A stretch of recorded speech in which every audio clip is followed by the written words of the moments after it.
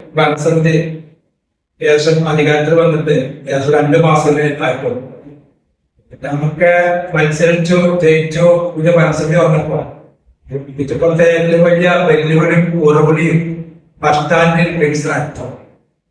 നിങ്ങളെല്ലാവരും ഭരണസമിതി എല്ലാവരും ആ ബസ് സ്റ്റാൻഡിൽ വികസനത്തിന് വേണ്ടിയിട്ട് മുന്നിട്ടിറങ്ങിയപ്പോഴാണ് ബസ് സ്റ്റാൻഡിന്റെ ഒരു ഏക്കറിന്റെ പേരുള്ള സ്ഥലം അത് പഞ്ചായത്തിന്റെ കൈവശത്തിലല്ലാന്ന് വില്ലേജിന്റെ രേഖയില് വില്ലേജിന്റെ വസ്തുവായിട്ടാണ് അത് വില്ലേജിൽ വെക്കുന്നത്. അങ്ങനെ വന്നപ്പോഴാണ് ഞങ്ങൾ തഹസിൽദാരെ സമീപിച്ചു.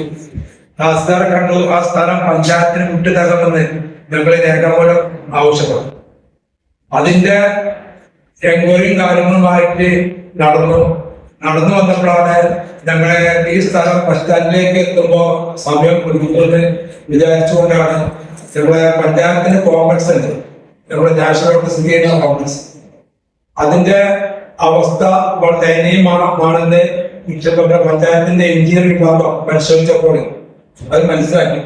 ഞങ്ങളോട് പറഞ്ഞു അതിന്റെ സർട്ടിഫിക്കറ്റ് അൺഫിക്സ്ഡ് ഏരിയ സർട്ടിഫിക്കറ്റ് ആണ്.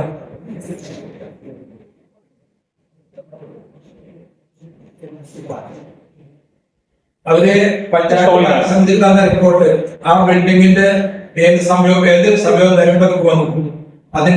അത് പരസ്യം അനുഭവപ്പെട്ടുകൊണ്ട് പല ഭാഗത്തു നിന്നും അതിന്റെ ഭാഗങ്ങൾ എഴുതി വീഴുന്ന അവസ്ഥയൊക്കെയാണ്. അപ്പോഴാണ് നമ്മുടെ ബസ് സ്റ്റാൻഡിന്റെ ഭാഗം പരിധി വെച്ചുകൊണ്ട് ഈ കോംപ്ലക്സിലേക്ക് ആധുനിക രീതിയിൽ പണി കഴിപ്പിച്ചടക്കമുള്ള സജ്ജീകരണങ്ങൾ കൊണ്ടുവന്ന് ഒരു വലിയ കെട്ടിടം നിർമ്മിക്കാനായിട്ട് ഞങ്ങൾ ഉദ്ദേശിച്ചത്. അങ്ങനെ വന്ന എഞ്ചിനീയറിംഗ് വിഭാഗം സർട്ടിഫിക്കറ്റും കാര്യങ്ങളും വെച്ചുകൊണ്ട് ഞങ്ങള് മനസ്സിന് ചർച്ച ചെയ്തപ്പോ ഇപ്പോ 40ഓളം കടകള് അടിയും മേലെയായിട്ട് കയ്യിലുണ്ട്. ആ ഷോപ്പ് കൗൺസിലുണ്ട്. അവർ 40 ദിവസത്തിനുള്ളിൽ കട ഒഴിഞ്ഞേക്കണമെന്ന് പറഞ്ഞുകൊണ്ട് അവർക്ക് നോട്ടീസ് കൊടുക്കുവാനാണ് ഇന്നത്തെ പരസ്യത്തിൽ തീരുമാനിച്ചത്.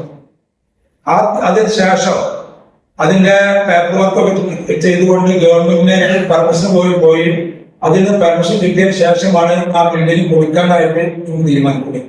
അതിന് തുടക്കം വെച്ചുകൊണ്ടാണ് നമ്മളെ സമിതിയിൽ വന്ന ചർച്ചകളും മീറ്റിങ്ങുകളും അതിന്റെ അടിസ്ഥാനത്തിലാണ് ഇത് പത്രസമ്മേളനം വിളിച്ചുകൊണ്ട് അതിന്റെ സത്യാവസ്ഥ ജനങ്ങളിലേക്ക് എത്തിക്കണമെന്ന് ഉദ്ദേശിച്ചുകൊണ്ടാണ് ഇത്തരം പത്രസമ്മേളനം വിളിച്ചത്.